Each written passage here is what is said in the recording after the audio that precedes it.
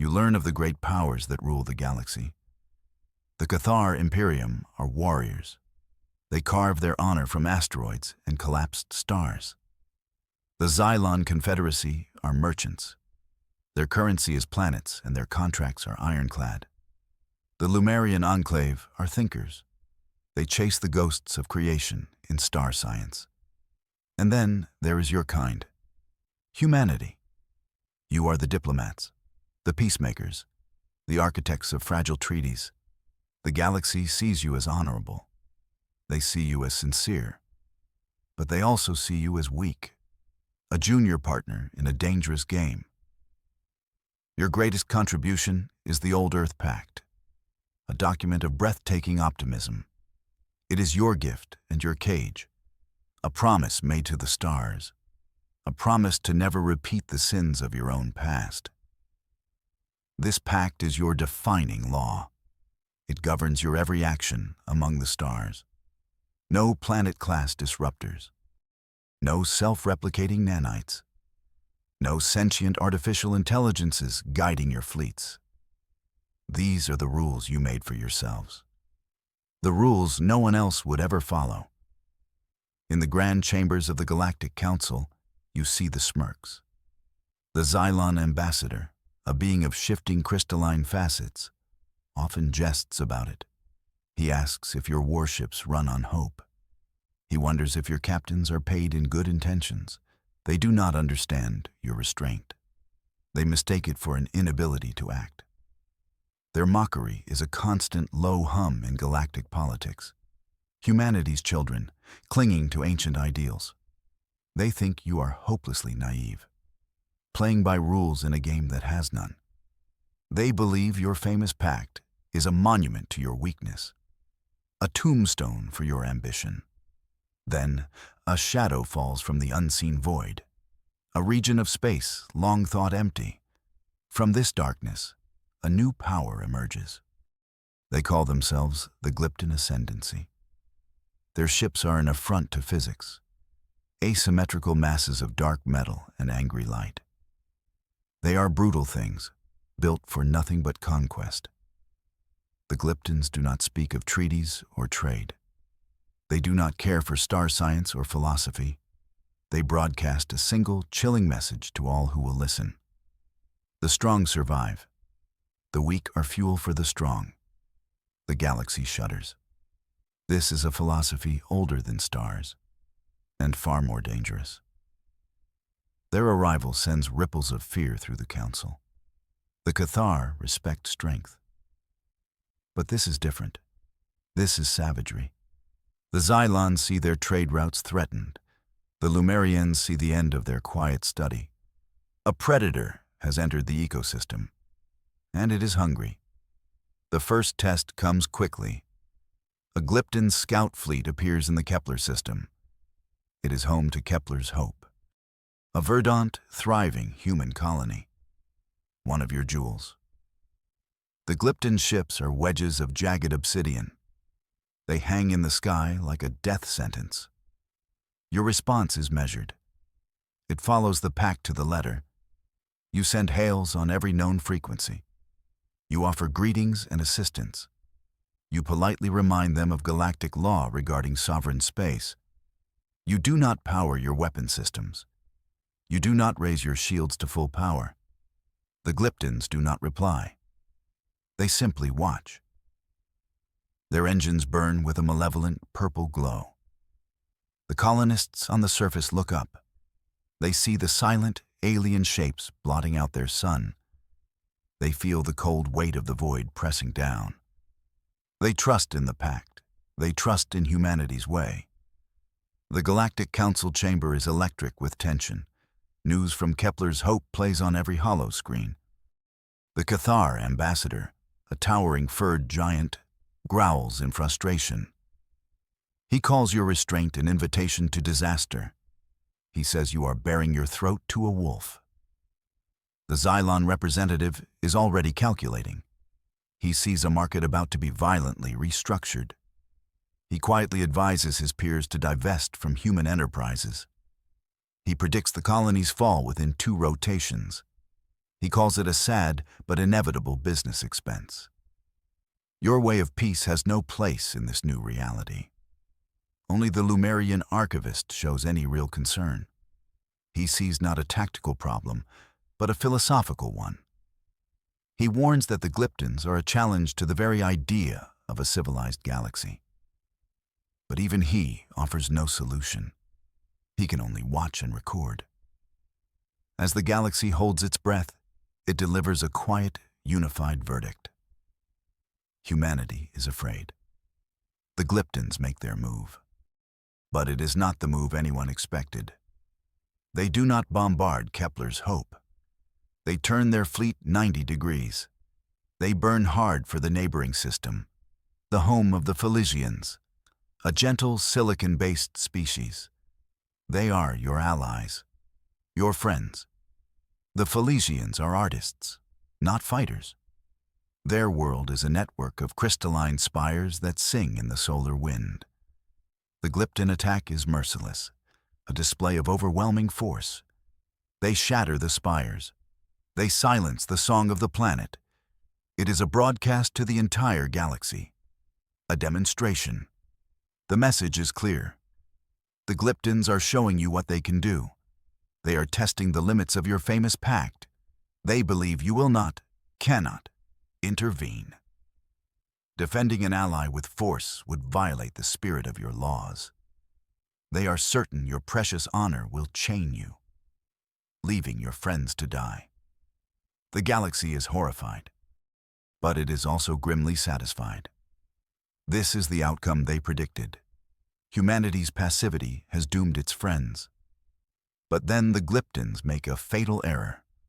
Emboldened by your inaction, they return to the Kepler system. Their fleet establishes a formal blockade, a ring of steel around your world. This is not an attack on an ally. This is a direct threat to a human sovereign world. And deep within the code of your cherished pact, a forgotten line of text glows. The first clause, the contingency of existential threat. It is a clause no one has ever read, a protocol no one knew existed. From a small communications relay on Kepler's Hope, a signal goes out. It is not a plea for help. It is not a request for reinforcements from the nearest fleet. It is a single, tight beam transmission, a string of ancient code. It is aimed directly at the heart of your home system, at a small, quiet moon orbiting Earth. The signal arrives at its destination, not a military command center, not a bustling fleet headquarters. It arrives at a silent, cold place, the lunar archives, a vault buried miles beneath the gray dust. It is a place that holds the true history of your species, the parts you never shared with the galaxy. A single figure moves through the silent halls. The archivist, a title passed down through centuries. He is the guardian of the final secret. He stands before a simple black console. He watches the Glypton fleet formations on a screen. He sees their arrogance, their certainty. And you are shown the truth. The Old Earth Pact was never about limiting your power. It was about containing it. It was not a law written in hope. It was a lock forged in fear. Fear of what you were. Fear of what you could become again if you were ever truly pushed. The pact did not protect the galaxy from others. It protected the galaxy from you. The archivist places his hand on the console. He speaks a single word into a vocoder. Initiate. The console acknowledges the command. And across every human world, every hidden outpost, every secret station, the soul protocol awakens. It is an override command of absolute authority. On Mars, the great shipyards of Olympus Mons vent superheated steam. Their cavernous doors grind open for the first time in 1,000 years. In the asteroid belt, entire planetoids shift their orbits. They reveal engines and weapon emplacements hidden beneath their rocky surfaces. In the dark oceans of Europa, immense shadows begin to rise from the deep. This is not a mobilization. That would be too slow. This is an awakening. A sleeping giant opening its eyes. The automated systems do not ask for confirmation. They do not wait for crews. They answer a call that was encoded into their very being. A call to arms from an age of terrible, forgotten war. You learn the name of this ghost fleet. The name whispered in the oldest human legends. The Empty Thrones. They are not ships in the way the galaxy understands them. They are weapons given the shape of starships. Cold, logical, and brutally perfect. Forged for a single purpose. To win, at any cost. Their design is ancient. Sleek, black metal unmarked by windows or running lights. They are guided not by living crews, not by the forbidden sentient AIs.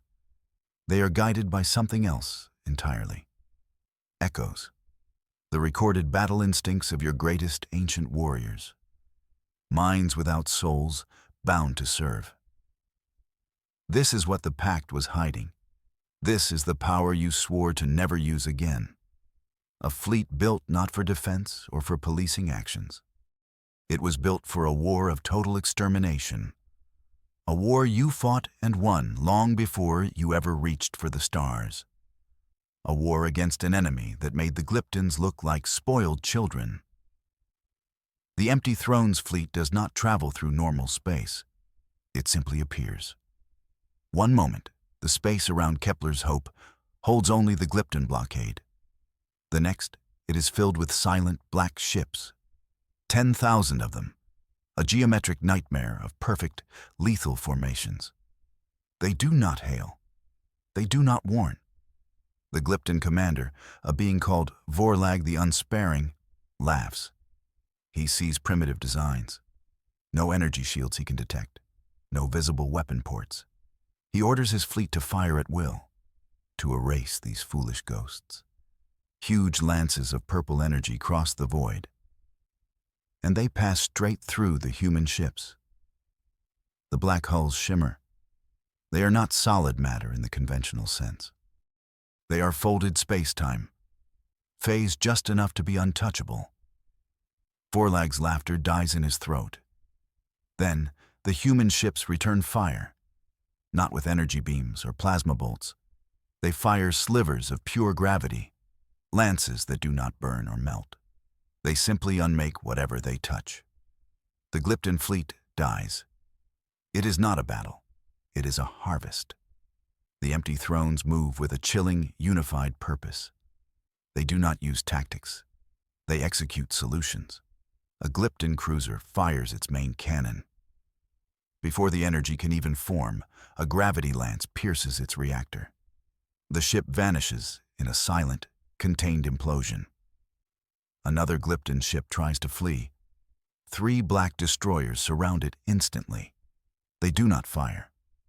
They project a localized gravitational field.